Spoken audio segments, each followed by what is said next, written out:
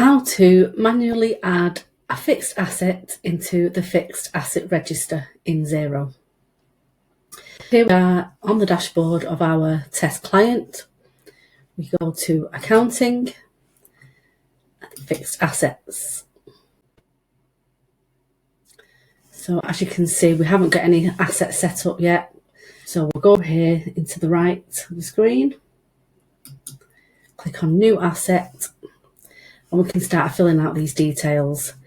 Now I'm looking at my fixed asset register, and I'm just going to pick the first one on there, which is an IKEA desk.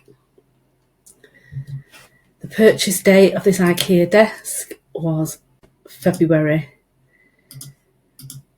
2023, and it was the 5th. The purchase price, we've got 228.33. Now, you don't need to complete every single detail in there. I haven't got a warranty expiry date. I don't have a serial number. Come down to the asset type.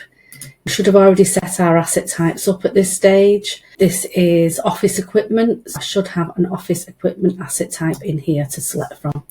And there we go, office equipment. And this will tell me that the asset account is the office equipment.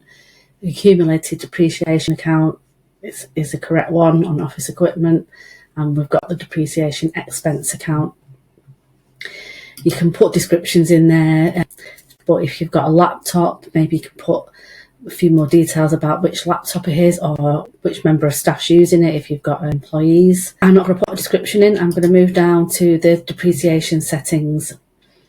Okay, so we've got depreciation start date.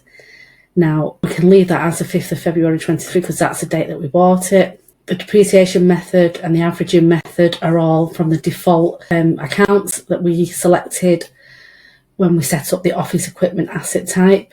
They can be changed. So if you want another piece of office equipment, you have different depreciation method, averaging method, a different rate or a effective life, you can actually change them, but I'm going to keep these as they are for now. We've got a straight line, it's on a full month, and we're doing it at 20%. There's nothing to go in the cost limit or residual value. So the depreciation start date for this asset is before the fixed asset start date. So because we're taking over these accounts at the 1st of April 2024, we need to put in our accumulated depreciation at the 31st of March. I should have that from the fixed asset register that we were sent by the client or the previous accountant. And the amount I've got here is £91.34. You can either save that as a draft or register it. So I'm going to save it as a draft first so you can see what happens. And there we go. It's in drafts. You can go through and you can create all your assets in draft form first, and then you can go in afterwards. And if you're happy with the figures here, just double check these figures at the bottom that your book value is correct. So it's your purchase price less your accumulated depreciation. And we've got a book value of 136.99. If we're happy with that, we can go in and register. So as you can see there, we've gone from draft into registered.